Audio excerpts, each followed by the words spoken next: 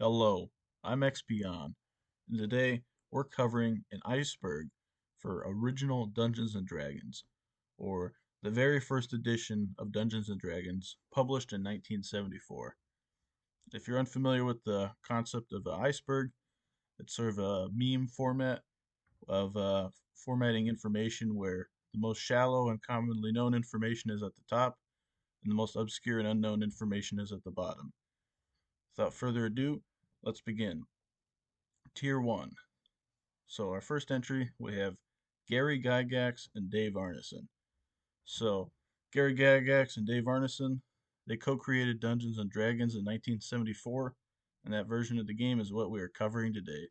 This would go on to be the only version of Dungeons and Dragons featuring both names on the cover, as Dave Arneson would leave their company in 1976. TSR.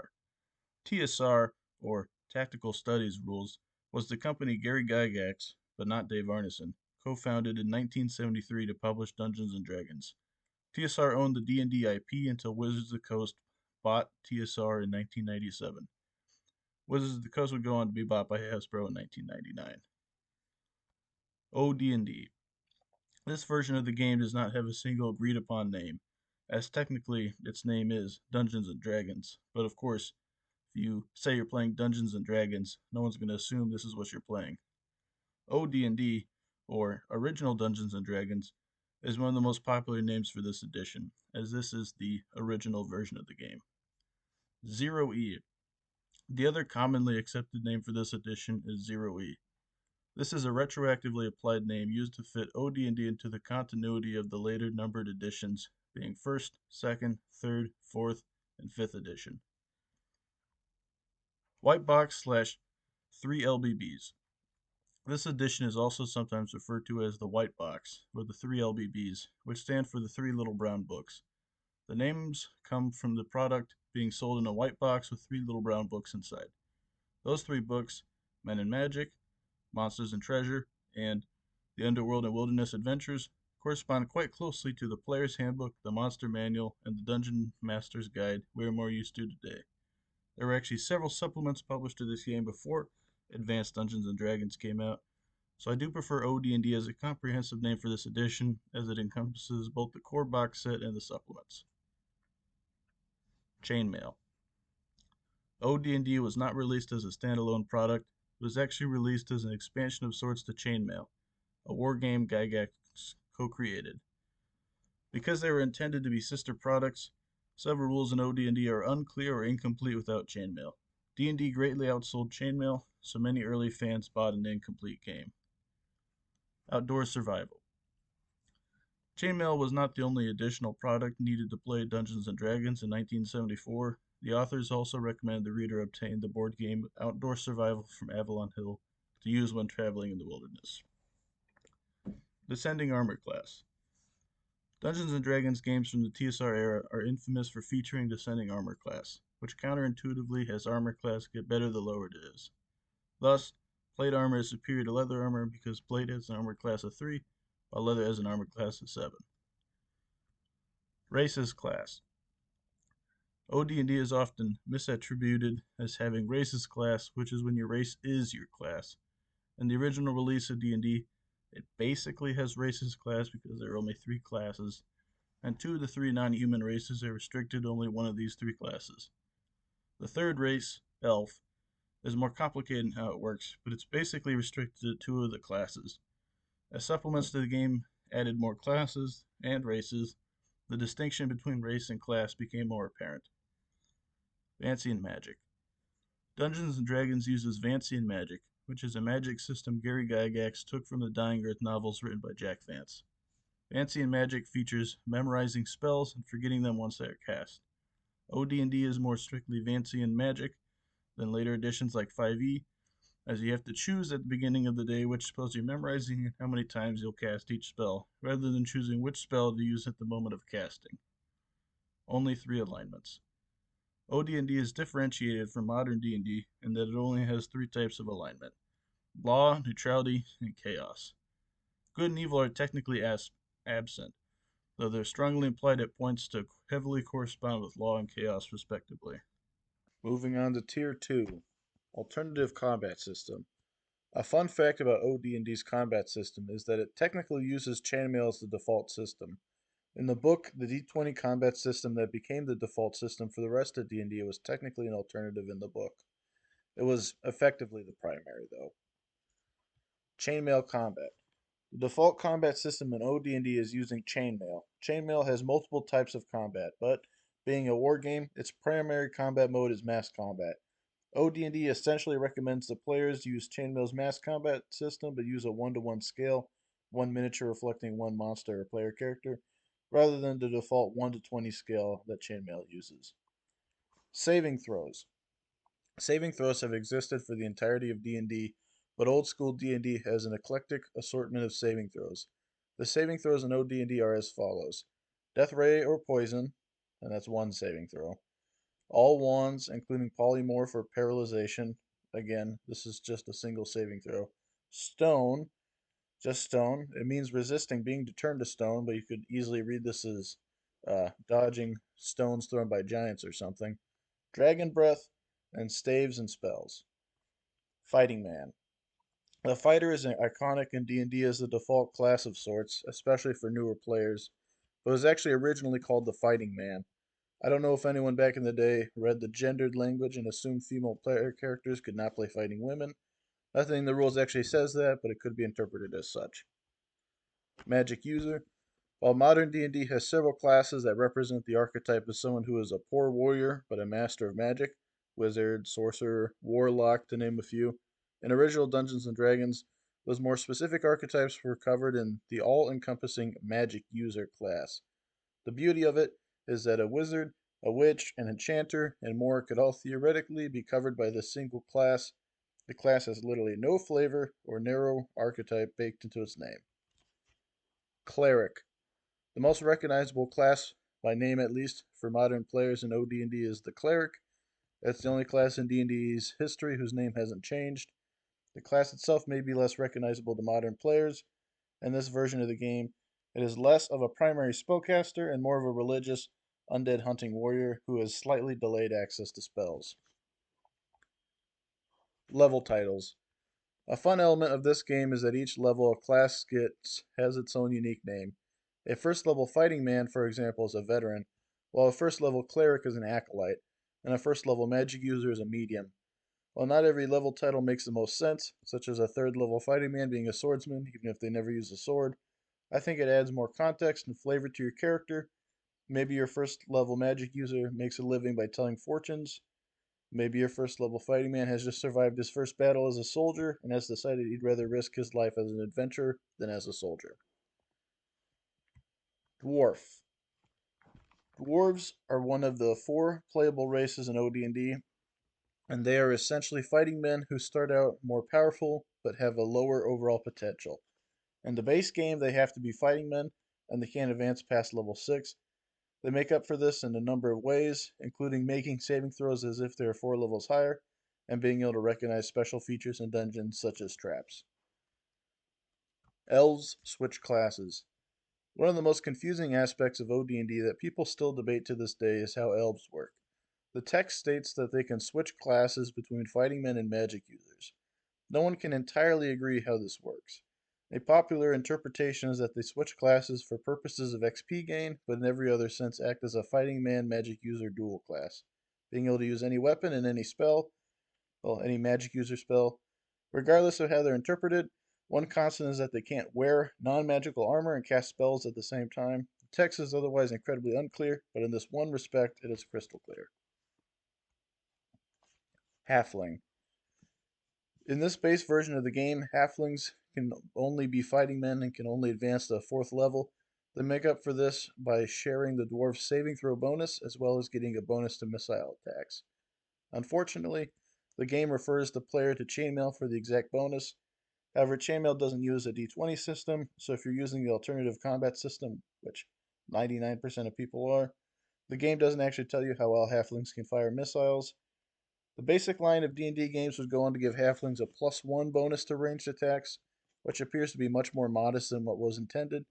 In Chainmail, it says that every 2 halflings count as 3 normal archers.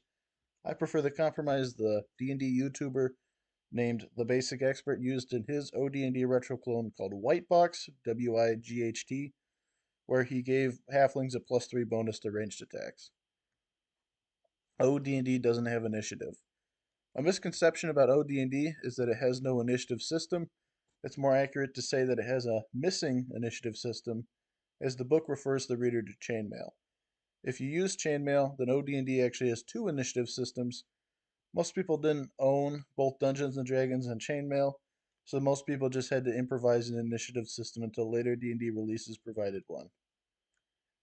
Helmet. One of the funnier entries in the equipment list for OD&D is Helmet. Costing 10 gold pieces, it has no listed function. It's entirely within the spirit of the game to find a creative use for a helmet, though. One could probably, for example, use it as an improvised bucket if you came across a pool of healing water. House rules for justifying its inclusion include one from Justin Alexander, a D&D author, blogger, and YouTuber. His house rule for OD&D is that not wearing a helmet inflicts a -1 armor class penalty. Though technically it's +1 because in this version of the game, armor class is descending. Strength doesn't increase damage. A curious thing about this game is that strength doesn't actually increase weapon damage or your chance to hit. More precisely, it doesn't directly increase your chance to hit. Strength is the prime requisite for the fighting man class in this game, which means having a higher strength allows you to level up faster as a fighting man. At certain levels like 4 and 7, you'll gain an increase to your chance to hit, which means that a higher strength does indirectly make you more likely to hit eventually. In that sense, the same is true for intelligence, the prime requisite for magic users, and wisdom, the prime requisite for clerics. Prime requisite adjustments. You can adjust your strength, intelligence, and wisdom in OD&D to give you a better prime requisite for your class, but the rules aren't entirely clear how that works. For example, it says that for strength, that clerics can use strength on a 3 for 1 basis in their prime requisite area, wisdom, for purposes of gaining experience only. The way I first interpreted that, and the way I assume many people would too, would be that to say that a cleric with 18 strength and 3 wisdom treats their strength as if it was 6 wisdom in regards to their prime requisite. That doesn't actually make sense within the rules though, because it later says that you cannot adjust prime requisites below 9, plus a prime requisite of 3 or 6 with the same identical effect of -20% XP penalty. Reading into it, it becomes clear that you would actually adjust your ability scores by making trades, as in a cleric with 12 wisdom and 12 strength could lower their strength by 3 to raise their wisdom to 13, which would let them level up a bit faster as a cleric. The interpretation doesn't answer every single question, but it makes this section coherent and functional. Tier 3. All weapons do d6 damage. One of the elements of OD&D that perplexes people the most is the fact that all weapons share the d6 as their damage dice. A common argument is that there is no way that a greatsword does as much damage as a dagger. It doesn't bother me too much, personally. This version of the game has a very abstract combat system, and a dagger slitting your throat is about as deadly as being beheaded by a greatsword. If granulation was desired, I personally would give an increase to attack rolls with weapons like greatswords rather than just increasing damage. Every class uses a d6 for hit dice. I've noticed that when discussing OD&D, a lot of people will mention how every class in this game used a d6 for their hit dice. This is technically correct in the sense that dice like d4s and d8s were rarely used in this version of the game, so d6s were used for core features like rolling for hit points or dealing damage. The nuance is that different classes have bonuses to their hit dice at different points. Fighting men, for example, roll a d6 plus 1 for their starting hit points. Magic users don't gain an entire hit dice at level 2, only gaining a measly plus 1 to their total hit points. So yes, everyone used d6 for their hit dice, but they did not gain hit points uniformly. 3d6 down the line. A confusion for early D&D players was how to roll ability scores. The book called for, quote, the referee to roll 3 six-sided dice in order to rate each as to various abilities, close quote. This resulted in two camps regarding rolling ability scores. The first is the 36 down the line crowd, where you roll 36 for each ability score from top to bottom and just take what you get. The second crowd interprets it as the player being able to choose each ability score and assign whichever value they want to it of what they rolled. This is still contested in some circles. Dwarves can use Mjolnir. A curious advantage dwarves have is that they can, quote, fully employ the +3 magic warhammer, close quote. There is no guidance given for what happens if a human fighting man attempts to use a +3 magic warhammer. Volume 2 of OD&D, Monsters and Treasure, does note that +3 warhammers can be thrown and magically returned to the user's hand, so perhaps this is a reference to Mjolnir, the iconic weapon of the Norse god Thor, which, as it so happens, was in fact forged by the dwarves. So it's kind of an oddly specific detail, but it actually does seem to make a level of sense. Demi-humans may need translators. A funny thing about OD&D is that demi-humans do not speak common by default, only humans do. Any given demi-human has a 20% chance to speak common, and that extends to elf, dwarf, and halfling PCs as well. If they have an intelligence score above 10, they can probably just learn common, so it might not be an issue. If it is the case that you have party members who can't communicate with each other, then that is just a recipe for hilarity or disaster. Alignment languages. On the topic of languages, a curious thing about old school D&D is that different alignments have their own languages. So, yes, a goblin and a minotaur could speak to each other in chaotic. Over the years, many people have derided this as nonsensical, and I agree that it can be nonsensical, but only if alignment just denotes personal morality. If alignment suggests some kind of overarching civilization, then it makes more sense. I would liken it to the English language in the British Empire. An Englishman could likely go to South Africa or India and speak to a wide range of people. He'd just be using English and not the regional languages. OD&D has superheroes. A common criticism of the 5th edition of Dungeons and Dragons for many old school gamers is that player characters in that game are effectively superheroes. It's an ironic claim because OD&D actually had superheroes. Well, superhero is actually the level title for 8th level fighting men. This isn't a random choice or anything. Chainmail actually divides human warriors into the categories of normal men, heroes, and superheroes, and the latter two have certain combat advantages normal men don't. So, achieving the superhero level title indicates that you perform in combat just as well as a superhero unit does in Chainmail. Fantasy Combat Table. Chainmail has multiple combat systems, one for mass combat, one for man-to-man or small-scale combat, and one for fantastical combat. Almost everything recognizable as Dungeons and Dragons comes from the fantasy supplement for Chainmail: wizards, dragons, werewolves, etc. The aforementioned heroes and superheroes also come from this supplement and have specific capabilities that normal NPCs or lower level fighting men lack. Weight is measured in coins. OD&D uses coins to measure weight rather than pounds. A coin is just a tenth of a pound, so it's a simple conversion. That might seem like an odd unit to use, but it makes sense in the context of dungeon delving. Coins are the lightest treasure you'll find in a dungeon, and they aren't always found in neat amounts. So it's simpler to use coins as a unit of weight rather than pounds. Garlic costs 5 gold pieces. Another odd entry in the equipment list is a bud of garlic, which is listed as costing an astounding 5 gold pieces. This is in contrast to a sword, which costs 10 gold pieces. As far as I'm aware, and what a quick Google search says, garlic was quite common in medieval Europe, so I don't think the price is attempting to simulate a historical economy. Rather, I think it is A, for gameplay balance reasons, as garlic is useful repelling vampires, and B, for convenience, as every item on the equipment table uses gold pieces for its price. Dwarves can note slanting passages. Another curious entry in the section for dwarves is that they can note slanting passages, as well as traps, shifting walls, and new construction. This seems pretty random, but there's actually a coherent reason. In the Underworld and Wilderness Adventures booklet, slanting passages are said to lower players into lower levels of the dungeon. Lower level dungeons have more dangerous enemies, so the idea is that without a dwarf, players could unintentionally find themselves in a deadlier part of the dungeon. So there is a use for this feature, but it could easily be pretty niche. Quote, will survive adversity. OD&D often uses unclear language for describing rules, and this is exemplified perfectly in the section on Constitution.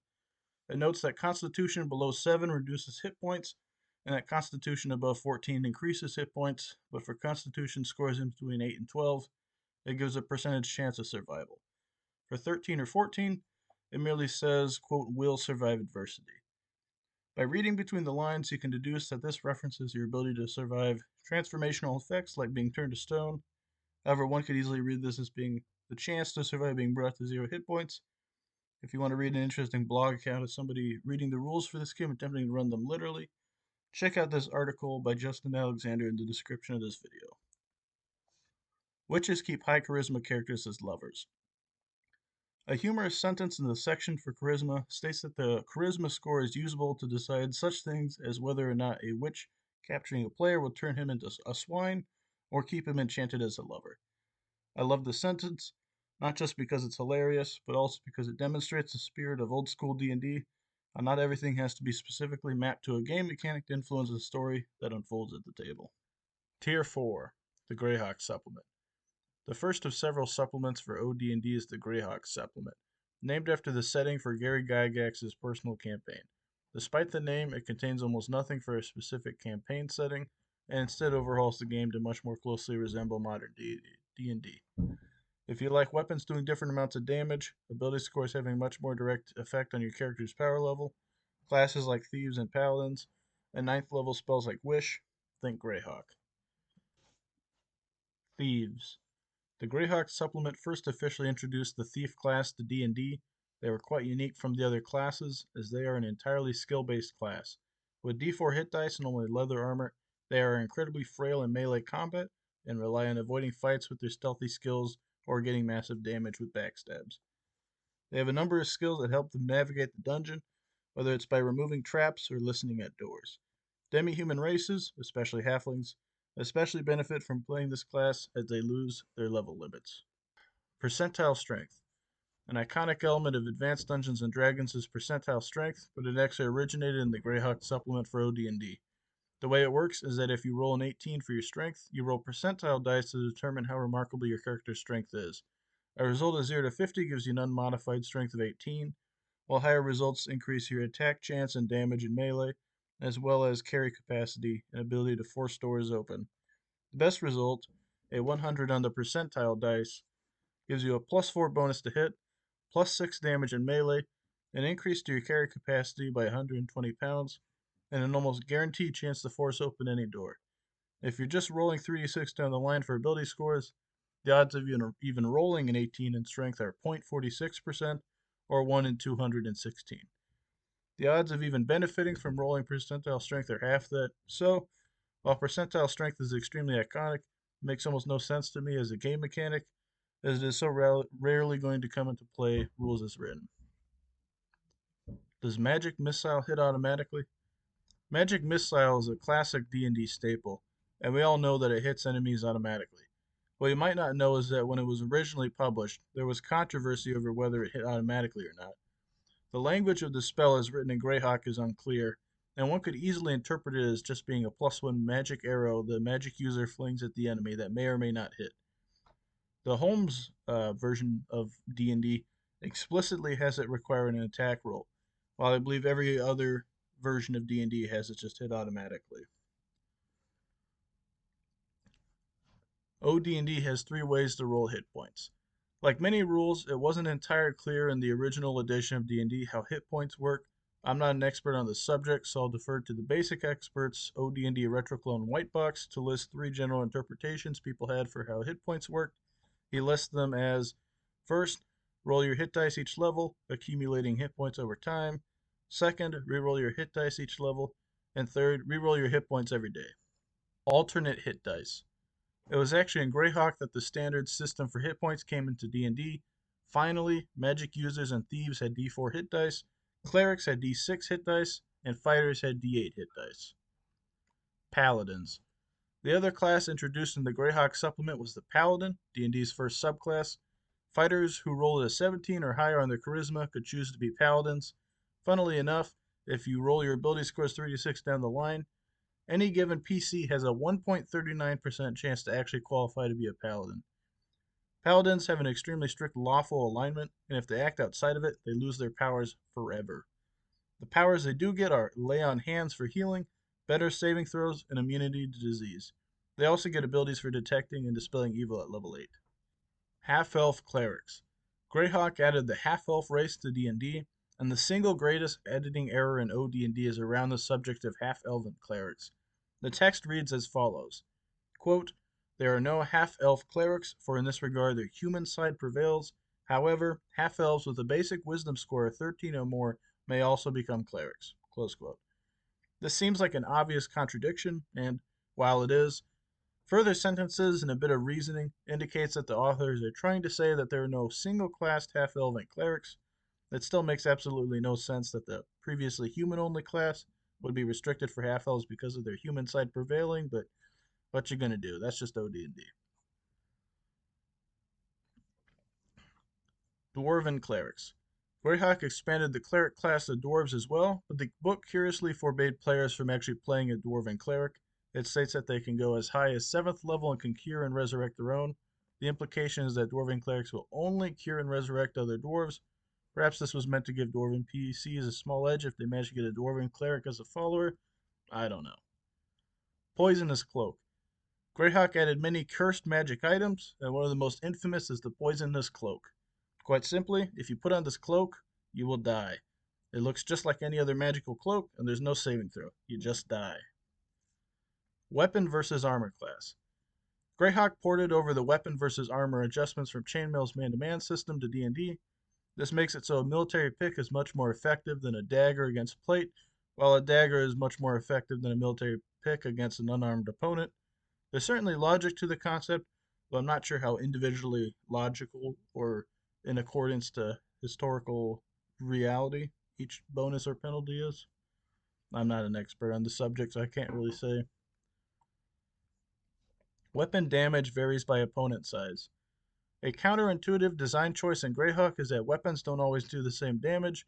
For example, hand axes do d6 damage, but against larger opponents, they do d4 damage.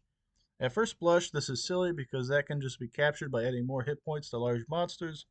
While that's true, there does appear to be some nuance, as certain weapons do far more damage against larger opponents. Two-handed swords, for example, go from d10 damage to 3d6 damage against them. Lances go from d8 to 2d12. Perhaps the intention was to model heroic fantasy by encouraging fighting men to use archetypically heroic weapons against monsters like dragons. I don't know.